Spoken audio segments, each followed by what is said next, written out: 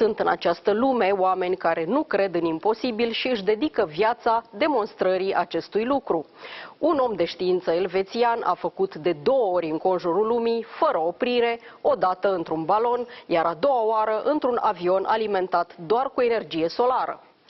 Aceste experimente sunt făcute în numele protejării mediului, pentru care sunt rezolvări la îndemână, adaptate pentru fiecare țară în parte și pentru care nu trebuie să sufere nimeni. Dr. Bertrand Piccard îndrumă guvernele lumii spre soluții eficiente care să nu oblige oamenii să facă sacrificii. Ne explică imediat cât de simplu este de fapt. Sunt Cristina Cileacu. Începe Pașaport diplomatic. Dr. Bertrand Piccard, explorer, psychiatrist and chairman of the Solar Impulse Foundation, welcome to Diplomatic Passport. Very happy to join you. Dr. Piccard, you made history by flying twice around the world, first with a balloon non-stop and second time with a plane that was using only solar energy, no fuel. What did you had to prove? I wanted to prove that you can do so-called impossible things. Because so often you have people who tell you, you cannot do it. Nobody has done it before. It's impossible. And what I want to prove is that with a good team, with a good technology, with some perseverance, without being afraid of failing, you can achieve really a lot of things. So for the balloon around the world, that was 20 days in the air non-stop. That was maybe more a romantic adventure. It was a bit like the dream of my life. On Solar Impulse, it was more technological. I wanted to show that you can use renewable energies, clean technologies, and do something that had never been done before, as a proof that you can use these renewable energies and these clean technologies everywhere, because if you can do it in the air, of course you can do it everywhere. You are quite involved in climate change issues, and all the countries in the world right now are fighting more or less with the possibilities they have against this phenomenon. The world is meeting once a year in so-called COP meetings. Do they work? Because they cost quite a lot, but the results are not there yet. So are there any better solution for that? I think there is a mistake when we speak about climate change and when we have these big conferences. We put the goal of decarbonization on the table. And then everybody believes that it's going to be detrimental for his economical development. It will be sacrificial. They will lose something and it will be expensive. And they should do it in a different way. They should put modernization and efficiency on the table. Modernization of all our infrastructures. To be more modern, that means to be more efficient. To have new infrastructures that stop to waste energy, stop to waste natural resources. New business opportunities that create jobs by taking the opportunity of protecting the environment. And the decarbonization will come as a result of this good policy and not as the goal. It will just be the result, because if you are more efficient, if you are more modern, you have business opportunities, you create jobs, everybody will go for it. Nobody will resist. Food was and always will be important for the mankind and is in the center of these climate changes issues. The climate is changing quite fast, as we can see it. Is the technology for creating enough food for a large number of population developing fast enough in order to balance the situation? Do you know why we have not enough food, not enough energy, not enough raw materials today? Because we waste? Because we waste everything. Yeah. We are not efficient. When we produce something, we are wasting too much. So half of the food produced is wasted, 3/4 of the energy. Even the waste are wasted because people don't understand it's a resource to reuse them or turn them into energy. So what I'm really promoting with the Solar Impulse Foundation is to be efficient. And if you are efficient, you have enough energy, you have enough food, you have enough raw materials, and you make more profits, and you develop the economy. Because basically, instead of having an economy that runs on the quantity of production, you have an economy that works with the quality of the process, the quality of the efficiency. And you make more profit, and at the same time you protect the environment, and at the same time you have a better life for humankind. And how is your effort received by the leaders, the political leaders of Europe at least, when you propose to them to become more efficient and talk about realities and to set less unreal targets? It is very well received, but there is one factor that is missing for them, for the politicians. They agree on the goal, but they don't know how to do it. Very often they just don't know the solutions. And this is why we are working with the Solar Impulse Foundation on promoting all the solutions that we have identified that exist today, that are economically profitable, and which can protect the environment. We have 1,500 of them. So today, when I'm meeting a government, what I am suggesting is to work together with the government to select the solutions that are the most relevant for their country, for their city, for their policy, for their specific conditions. And this is what I suggested to the politicians that I met in Bucharest. It's to train some people from the Romanian government in order to help them to select the solutions that are the best for Romania. And how was received this proposal?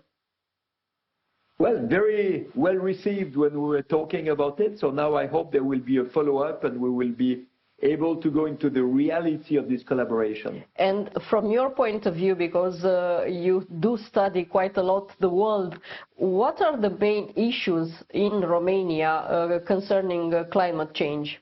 You have a country that has a lot of resources. And I'm really encouraging you to use them even more.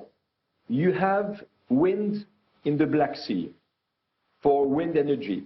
You have a lot of sun, so you can increase the solar energy. You have a lot of rivers where you can put small turbines along the river to feed villages with electricity. And you have a lot of agriculture. And agriculture is producing food, but it's producing waste from the farms, from the crops. And all this can be turned into into energy, into gas, or into electricity. And you have a company, a startup in Romania that is turning organic waste into gas and electricity. So you have the solutions. Some solutions, you already have them in the country. Now, of course, you have to stop the illegal logging, because if you really look, you earn less money by destroying the forest than by producing biogas with the agricultural waste. So there should be this reframing of the energy production into these new opportunities that create jobs, make money, and give a better life. Since you brought back into our discussion the agriculture, people, of course, now everyone wants natural food, bio, eco food, more organic food. And this is a good thing, but in the same time, we do hear about food created in the laboratories or food made from insects. How will the food of the future will look like, in your view? I believe that we have to keep food as something that is alive. I'm not sure that the food produced in the laboratory is something really alive. I'm not sure yet. I have some doubts. But what I believe is that food with insects, for example, or worms, is something that is tasting good, It is something you can produce on an industrial level, and it's healthy. So it's a bit of change in the psychology to be able to eat this. But I tell you, I tested worms and insects that are roasted or fried. It's really delicious. It's like seafood, you know? So why not trying that? But here again, I think that the goal is to eat food that is more healthy and maybe a little bit less of it. Because you have as many people dying from starvation than people dying from obesity in our world. True. And obesity comes from bad quality of food, too much sugar, too much of these artificial chemicals. And if you eat good quality of meat, good quality of cereals, good quality of fruits and vegetables, you also need to buy less. So at the end, you have a better quality for a better price. Well, I agree with you about the insects. I also tried them and they were quite okay. But you mentioned this change of mentality. And if we look to the younger generation currently, they are more interested in things related to the health of the planet. If we look to older generation, those people are less concerned about the future of the planet. Can this be balanced somehow? Do you think we promote in a quite understandable way the realities that we actually facing today? Today, the people who want to protect the environment are speaking about problems, and very often they are attacking the industry. They are fighting against the economy and the financial world. So it creates a lot of resistance. So the people who are running the country, the people who are creating jobs, they need the economy, the industry, the finance. So finally, they fight against the ecology. And I believe this is what we really fundamentally have to change. We need to show the solutions that give an advantage for both parts. The solutions that protect the environment so the green activists can be happy, and the same solutions have to be economically profitable. They need to create jobs in order to make the economy and the industry and the politicians happy. And this is a new narrative. It's a narrative that brings people together instead of sending them apart. You've recently been in Bucharest, as you mentioned, and for sure you got stuck in traffic at least one time, but the traffic in Bucharest is nothing comparing with other bigger cities in the world. People seem not to give up this comfort and not giving up the cars. Is it possible to leave something behind from our comfort and to try to engage more for the greater good? Well, there are some people who understand that they have to take their cars less often. They have to eat less meat. They have to be more respectful for the natural resources. They will not overheat their building. There are some people who do really well. But now, if you make believe that everybody needs to sacrifice his habits, his comfort and his mobility to protect the environment, here again, you will create more resistance. Yeah, it's not going to work. So this is why, So this is why I believe that we have to give an advantage to the people to change. And if you have good public transport, it's an advantage because you don't have the traffic jams. Or also electric cars. I drive in an electric car. It is so comfortable. It is so much better than a gasoline car that I think this can convince a lot of people to switch to electricity cars, electric mobility. But there is one thing that is important. An electric car is not there only to drive and maybe go in a traffic jam. An electric car should be connected to the grid when you do not drive, so you can store solar energy or wind energy in your battery. And in the evening, when there is a peak of demand, instead of switching on the gas power plants or the coal power plants, you discharge the battery of your car to the grid. which means that your electric car becomes a way to stabilize the grid and to help reducing the energy production during the peak of demand. So you see that it's very important, instead of just attacking one sector after the other, to think in terms of ecosystem, to put all the systems into connection and see how it can work better if you connect the dots together. The world is always looking for cleaner energy as well, so there are those that you already mentioned, wind and solar and so on, but the question is about nuclear energy. Is nuclear energy clean? Nuclear energy is a very emotional topic. So if you just look at the facts, you have less carbon emissions with nuclear power than with gas, oil and coal. Although you need to refine the uranium, you need to transport it, you need to construct the power plant. So it's not zero carbon, but it's less carbon than fossil energy. But it's not sustainable because you are producing waste that nobody knows how to manage, and it will remain radioactive waste for 250,000 generations. So it's a big paradox. So if you ask my opinion, I believe that we have to keep working the nuclear power plants that exist today.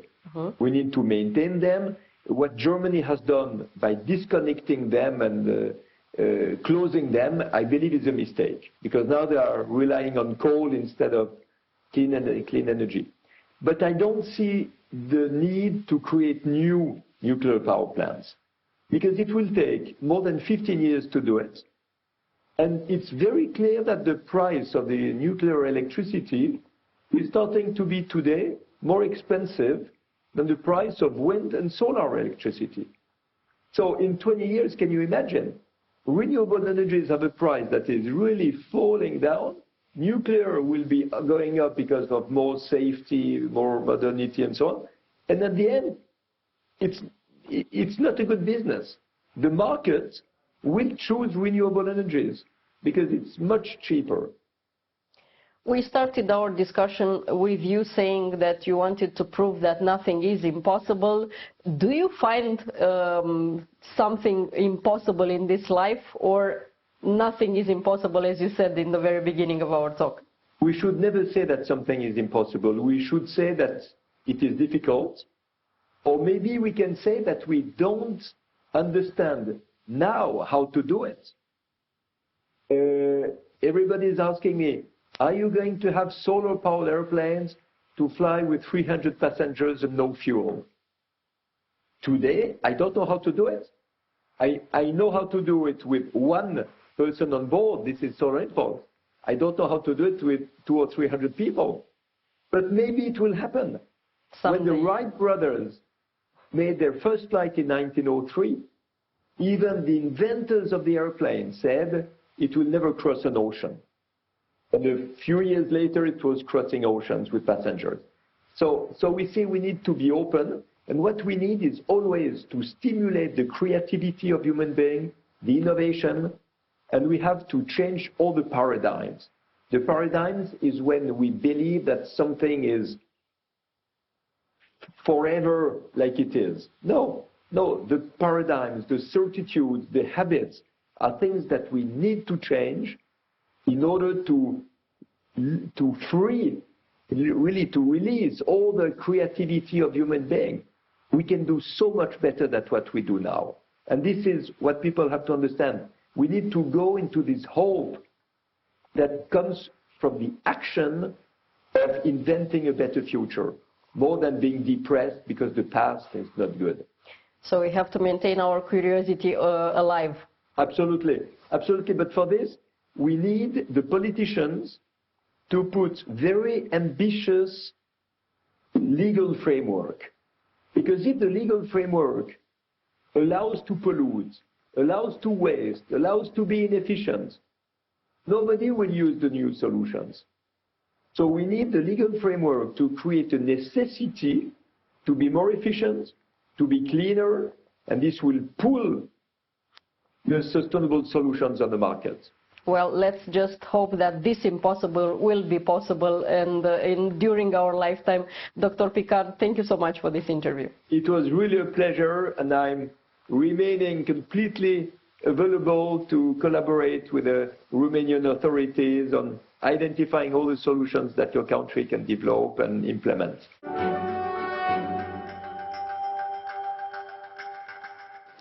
Atât pentru astăzi, dar rămânem în continuare online pe pagina de Facebook a emisiunii și pe contul nostru de Twitter. Revenim cu subiecte noi din lumea diplomației și a politicii externe vinerea viitoare de la 11:30 și reluare sâmbătă după miezul nopții. La revedere!